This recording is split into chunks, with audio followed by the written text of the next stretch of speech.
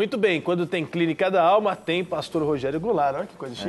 Tá Pastor chique. Rogério Goulart, ao nosso lado aqui. Tudo bom? Bem-vindo mais uma vez. Graças a Deus. Pastor Rogerinho, benção demais. Tá tudo bem? Graças Tudo a Deus. tranquilo? Pastor Guerra, rapaz, tá de lilás bonito hoje. Eu gosto dessa cor, viu? Lilás, eu tô de lilás. Né? Eu gosto muito de ter uma camisa da coleção Fé bonita dessa cor aí. Muito bonito, viu, Pastor Guerra? O Pastor Guerra é sempre elegante. É o que leva a comissão de frente da elegância. Muito bem. E a gente está aqui falando de temas muito importantes. E hoje nós vamos falar da Porta das Águas, que lá a referência nós encontramos em Neemias, capítulo 3, verso 26, é isso? E o que falar dessa Porta das Águas? O que significa? Vamos lá com o nosso teólogo. Amém, né? Vamos. A Porta das Águas é a porta da purificação. Em João 15:3 diz: Vós já estáis limpo pela palavra que vos tenho falado. Se a porta das águas, ou seja, a porta da palavra, não estiver restaurada em sua vida, e o brilho de Jesus estará ofuscado, como uma penumbra. Jesus é a água da vida. A palavra de Deus é água que nos santifica. Ela é a ação purificadora que nos limpa, tira todas as nossas impurezas. Você precisa ler a Bíblia, você está priorizando a leitura da palavra de Deus. Hoje há muitas doutrinas de homens e de demônios que trazem verdadeiras prisões. Certos líderes, em nome de autoridade, manifestam um espírito controlador, que não procede de Deus, e tornam seus liderados verdadeiros prisioneiros de sistemas de homens. Precisamos nos abrir, como nunca, à água da palavra viva. Uma exposição constante da alma a um bom programa de estudo da Bíblia ajudará a manter-nos limpos. Restaure a porta das águas.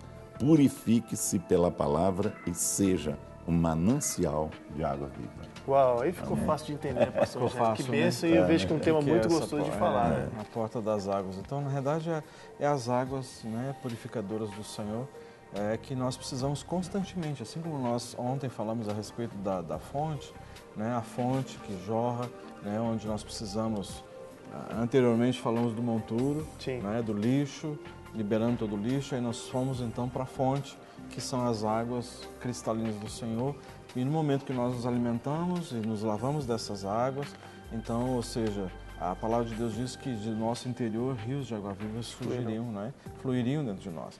Então, são essas águas. E é a única coisa que faz com que nós sejamos lavados, limpos, transformados, regenerados através da palavra de Deus.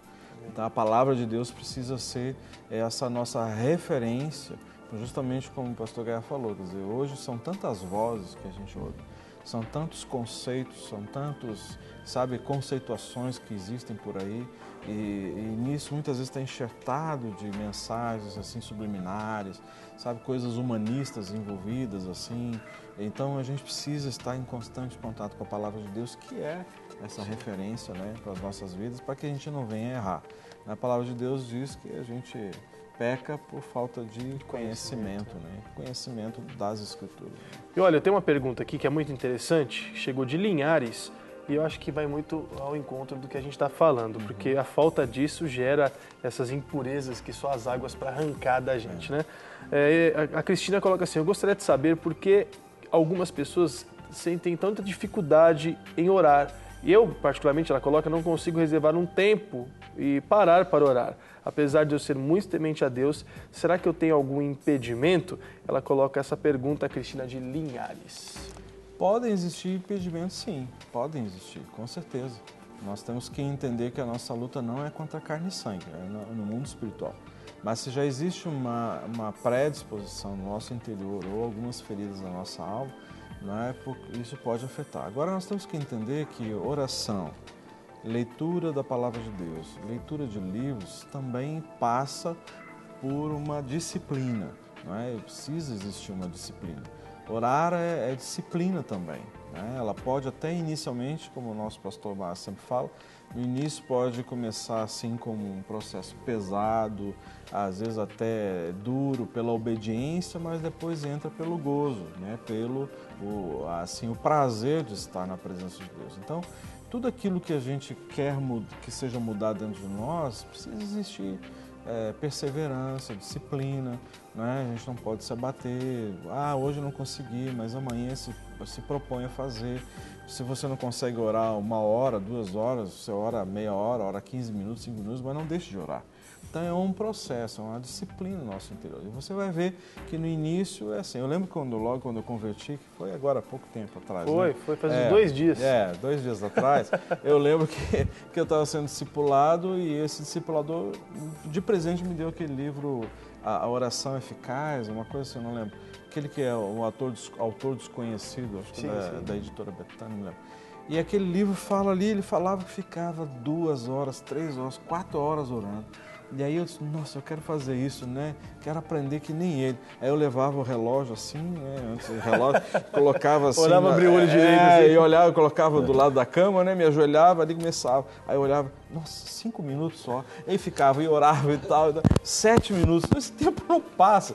Mas era aquele início, né? Aquela coisa assim, aquele desejo de querer. E depois as coisas começam a fluir, a gente entra num regozijo, aí Deus vai trazendo coisas na nossa mente, quando a gente olha, já passou 40 minutos. Né? Olha, eu sempre falo um negócio que eu repito, fico até chato, como o Pedro diz, eu não quero ser chato ou seja muito pesado em repetir, mas vou repetir.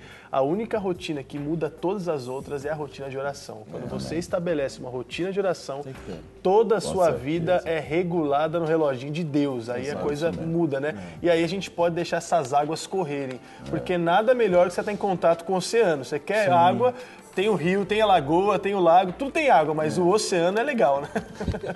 E orar com os 2 joelhos no chão, né? Tem muita gente que ora com um no chão e outro em pé, né? Já para acabar rápido, né? Pô, tem uma pergunta aqui da Kelly Cristina que eu vou fazer também, não tem muito a ver com o nosso tema, mas chegou aqui, de Santa Luzia, ela coloca, Deus permite alguma doença nos filhos para que os pais aprendam? É possível, sim. A gente, inclusive, dentro dos evangelhos, nós temos alguns relatos onde os pais são, de alguma maneira, confrontados por Jesus, porque eles buscaram o Senhor por causa de uma necessidade dos seus filhos, né? Então, há muitas coisas que, às vezes, a gente não entende, mas quando você está num processo onde Deus está tratando conosco, talvez isso venha nos clarear. Por exemplo, a situação daquela mulher Ciro-fenícia que buscou o Senhor Jesus. Ali, aquela mulher ela foi confrontada pelo Senhor e a partir do momento em que ela se humilha, se colocando numa posição como os cães, ela conseguiu alcançar aquilo que ela havia buscado, né? Há uma situação também muito interessante quando o Senhor perguntam para Jesus, Senhor, quem pecou para que esse nascesse cego? E o Senhor diz, lá no Evangelho de João, nem ele pecou, nem seus pais pecaram, mas que ele nasceu dessa forma para que fosse manifestada através dele a glória de Deus. Então, em muitos momentos, nós vamos ver situações onde os filhos acabam sendo instrumentos nas mãos de Deus para nos moldar. E a gente que tem filhos, a gente sabe disso, como nós somos tocados quando os nossos filhos são atingidos. Verdade. Né? Eu gosto muito da história de Jairo. Jairo, ele foi buscar o Senhor, ele era um chefe, um líder religioso, e ele foi buscar o Senhor Jesus, ele se humilhou, e ali eu vejo como Jairo foi provado pelo Senhor. Porque além de Jairo ter se humilhado, ter se prostrado diante de Jesus, ter ido com Jesus, aí tem aquela história, né? No meio do caminho havia uma mulher. Fluxo de sangue. E essa mulher com fluxo de sangue. E aquela mulher com fluxo de sangue, ela era considerada uma pessoa imunda. E quando essa mulher tocou em Jesus, pela lei, Jesus, naquele momento, passava a ser imundo. Que se purificar o sacerdote. Ele teria que, a partir daquele momento, ser purificado. E aí, Jairo, como líder religioso, ele sabia E ficou muito claro porque aquela mulher ela foi constrangida a contar a verdade publicamente, porque Jesus parou no meio da multidão e falou: quem me tocou? Alguém me tocou, eu sei que alguém me tocou, de mim saiu virtude. E o texto diz que aquela mulher ficou constrangida e contou a história dele. Então, a história daquela mulher ficou uma história pública. Jesus, naquele momento, de acordo com a lei, ele ficou publicamente imundo. E Jairo, como líder religioso, ele não só foi com Jesus, mas permitiu que Jesus entrasse na sua casa, o que não seria permitido para uma pessoa imunda. Naquele momento, eu vejo um confronto muito grande na vida de Jairo. E como Jairo, naquele momento, ele foi tocado pelo Senhor. Então ele teve que abrir mão de um punhado de coisas e realmente ser mexido. Não apenas naquilo que ele acreditava, como também naquilo que ele pregava. Sim, e engraçado que ainda, além de tudo, essa moça acabava de passar pela porta das águas, né? Exatamente. Não é verdade? Porque realmente, quando ela chega e toca em Jesus, ela falou... Foi purificada. Foi purificado. Ou seja, estamos falando da porta das Tocou águas. direto na fonte. Né? A fonte. Foi logo na fonte, onde jorra a água. Exatamente, porque ela falou, olha, para mim era a única opção. Uma vez eu fiz uma pregação sobre isso e estudei muito a fundo, e é uma situação muito delicada. Essa moça ela era retirada da família, porque ela estava naquele tempo da menstruação que acontece na mulher, mas ela não tinha esse período. Ela era o período. Ela não saía dessa tenda. Há 12 anos. Há 12 anos, sem ver pai, sem ver mãe, ou só de passagem, aquela situação toda, porque não podia sair dali. Se ela tocasse no pai, o pai tinha que se purificar. Que situação terrível. Ela vai, bom, agora eu vou passar por essa porta das águas, que é a única coisa que me purifica. E as pessoas podem passar também pela porta das águas, né? Aquele que está nos assistindo e tudo, que está com problema, está enfermo e tudo, ele pode também alcançar essa porta, que é Jesus, né? Que tem poder de curar. Né? E curar. A Leda do Rio de Janeiro ligou pra gente aqui, vai me ajudando, né, Heriberto? Pode falar em tempo real aqui que eu vou conseguindo traduzir. Ela ligou aqui pra gente aqui e falou que tá contando testemunho, que o filho dela hoje tá com 27 anos, é isso, né, Heriberto? 27 anos e 2 anos ele... Há 2 anos ele ficou doente e essa doença foi que levou ele até a ela, sim.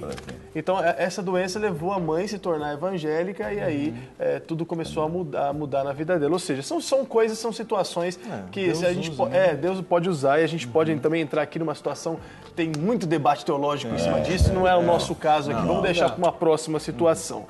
O pessoal da fé que deve estar doido aqui. Bom, o Matheus de Belo Horizonte mandou aqui umas 3 perguntas. Ele mandou, tenho 5 meses ou mais que eu tive um relacionamento, fiquei com umas 3 meninas numa semana e parei com isso, mas eu não consigo me relacionar sério. O que ele deve fazer? Isso deve ter causado nele alguma marca. Também ele pergunta que está muito nervoso, que é muito nervoso e gostaria de saber o que ele pode fazer para melhorar isso. Você deve procurar alguma ajuda espiritual e também que se nós devemos orar pela vida sentimental, pedir que Deus mande uma pessoa. Ou seja, está tudo linkado aí, né?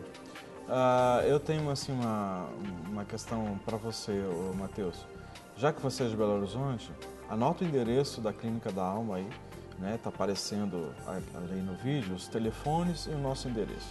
Então você vai direto lá de 9 até às 18 horas, procura lá a clínica e diz, olha, eu vim aqui que eu estou querendo preencher um questionário, que eu gostaria muito de ser ajudado nessa área, quer seja emocional, quer seja afetiva, né, quer seja espiritual, que a gente vai poder te ajudar. Tá Amém. Bom? Isso é um direcionamento específico para a sua vida, viu, Matheus? E você coloca isso como uma direção espiritual de Deus, porque eu conheço o pastor Rogério e sei muito bem que ele poderia te responder inúmeras coisas, mas tem algo específico para a sua vida aí. A Esther mandou aqui que está sendo acompanhada pelo pastor Rogerinho do Clínica da Alma, tem passado por momentos de horror na vida dele, só chorar e que ela ainda não consegue se levantar da cama, ela precisa saber o que fazer, melhorar.